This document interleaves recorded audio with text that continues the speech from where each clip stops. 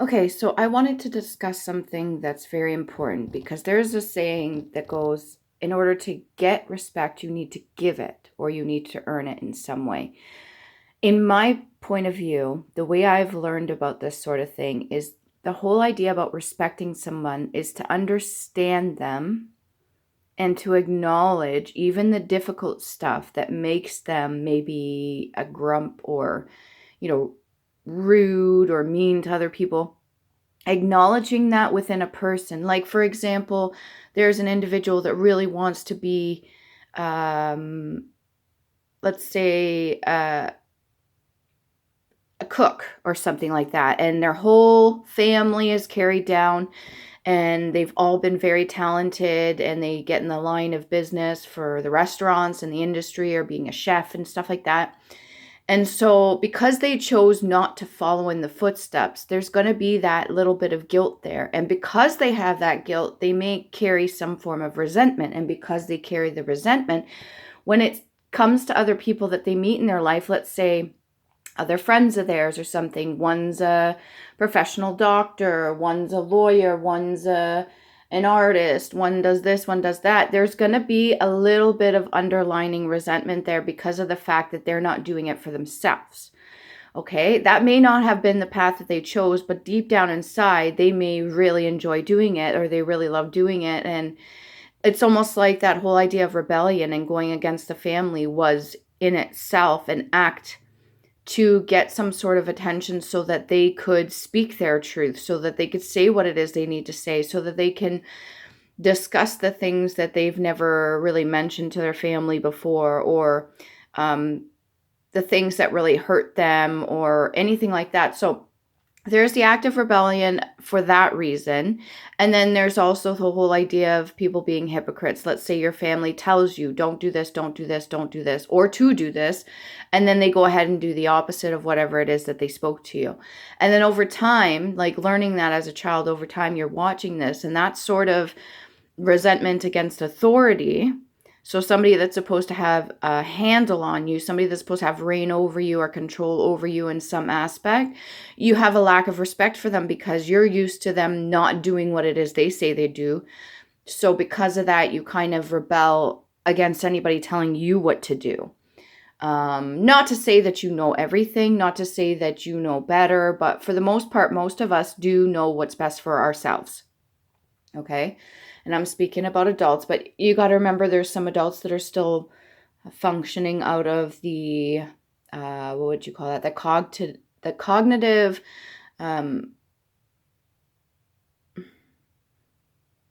like the age that they went through some sort of trauma. And we've been through many. Lots of people have been through many different ones throughout their life at different stages, different like ages. So there's some adults still functioning out of that mentality of like a 13-year-old or something like that. So you got to keep that in mind as well. And when it comes to them being triggered, a lot of them will act accordingly to the age at which that trigger first became a thing. Okay. So now get back to what I was saying for this whole idea about your family carrying down a tradition of a certain way of things, and then you want to break that. That's really good too, because a lot of us are standing up and they're breaking certain traditions or ways of the family has done certain things, because some of them have not been so good. They've been very negative in carrying that pattern. And then other times there's good traditions as well. And it doesn't necessarily mean you have to follow them. You can create your own path, your own way. There is nothing wrong with being independent and not being codependent on the family.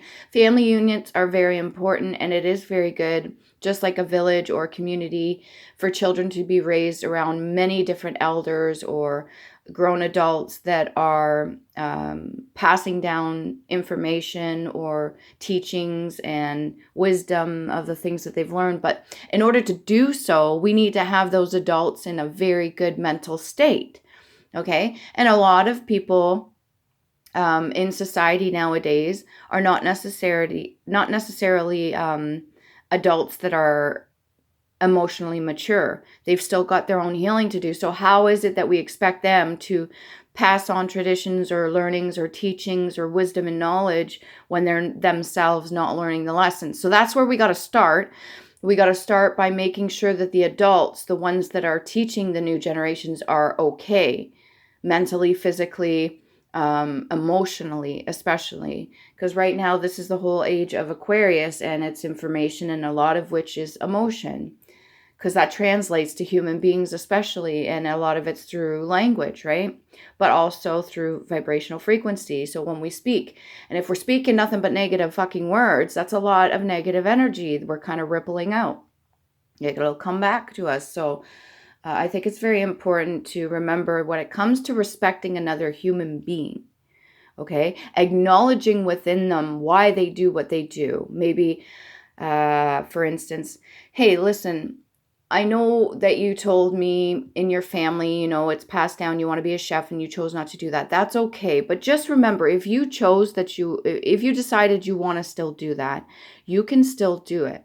Nobody's stopping you. Or if you really want to pursue that, I'm more than happy for you if you choose to go down that route. Like, even as your friend, I just want to let you know, if you're upset about that, please don't be upset about that. And just know I myself have worked very hard. And yeah, it sucks sometimes having to leave people behind or create your distance or your boundaries with certain people, because you do want that love and that caring, nature of a family unit and people around you that you trust and care about, but they may not be in their element right now, and they may still be having to do their healing work. So if you're doing the work, you're putting it in for yourself and they're not, just remember it can be painful. Like, just reasoning and being understanding and compassionate with another human being, letting them know that kind of like calling it out, but being respectful about it, kind of like saying it as it is and letting them know it's okay. Like, they're a human being. They're allowed to have these emotions and thoughts and feelings, is showing respect. If you're upset, you're having a really shitty day, and you have 4 different people trying to talk to you, and you just are snappy at them and you dismiss them and are really rude, they may take that a certain way, and it's true, that's on them. But your responsibility is your actions, your words, how you think, how you feel, how you react to the outside world. So if you tell them, listen, I'm not in a good mood right now, I need to take a minute just to blow off some steam, or I need to mull some things over, and I need to really calm myself down before I talk to any of you. Explaining that is respect. Or, hey, I'm really having a hard time struggling with the fact that I made certain decisions in my life and I really wanted to do this and I see you doing it and it's kind of upsetting me. It's really triggering me because I know I made certain choices, but I know I can, change things for my own life. I'm just having a hard time because I'm used to a certain way of things. And change is difficult for me. So if I act a certain way towards you or I'm rude, please just know I'm just going through something right now. That level of mutual understanding and respect and communication with another fucking human being is going to get you far.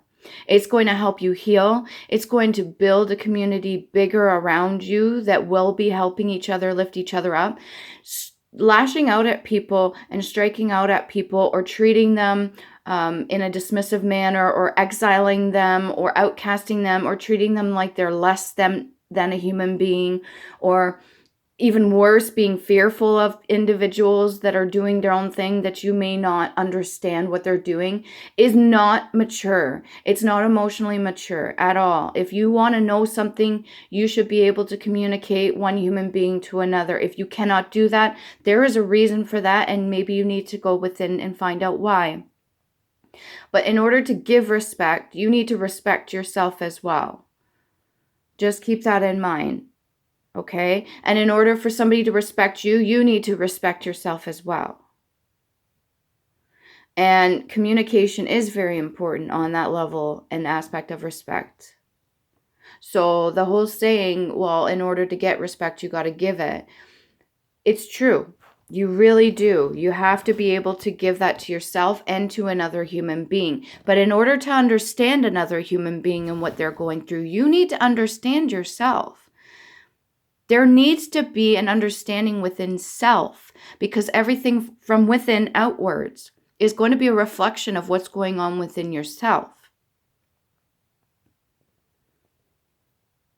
and even an acquaintance of yours or somebody, maybe your neighbor or a friend or something, if you don't fully understand yourself and you're judging them harshly about whatever it is, and you can't pass down, you can't get past that ego, it's going to make it very hard for mutual exchange of respect. If the other person's keeping to themselves, there may be a reason for their boundaries. Maybe they are fully aware of the fact that you need to do your own healing work. And instead of intruding in on that, or coming in and barging in and making you feel even more uncomfortable, they give you your space. But because you have a codependency nature, you take that as a form of insult, or that there's something wrong with you. Again, that requires you go within. That requires you go within the hermit mode and figure out why it is that you would feel like that, because somebody's put boundaries down, or somebody's placed something in a way so that it gives you your space. Why would that upset you? And even so, if somebody were to be disrespectful to you because of their own lack of healing, and maybe say something rude to come at your character, okay, and that would be the way you're acting, not who you are, just the way you're acting, and you take it a certain way, well, they're responsible for their words, that's on them, and you're responsible for your reaction to those words, or how it may make you feel. And you're allowed to communicate with another person. If you don't feel a certain way about what they said, if you're uncomfortable, you're allowed to speak about that. Hey, listen, you mentioned this and it hit me a little bit hard. And yes, there's some work I need to do on myself. But why would you say that?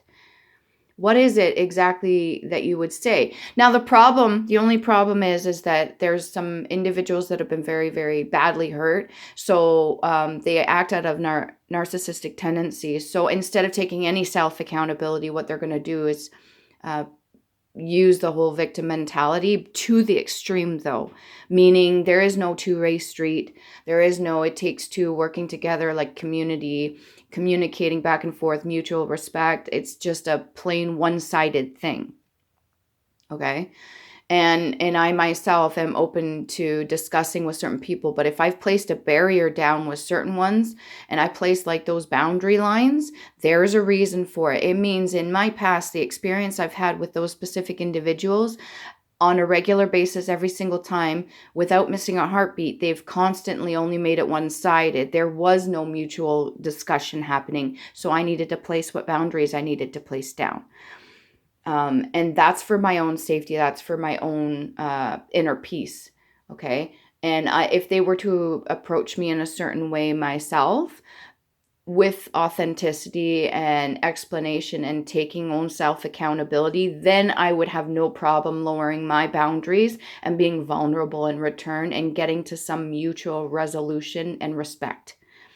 Okay. But I've put these boundaries myself up for a reason. So when it comes to it takes respect to get respect, there's a very fine line there between just projecting on other people, playing victim, and going within, doing your work and all that sort of thing. It's very important that we look in with ourselves. We check in with us. You know, when people say check yourself before, yeah,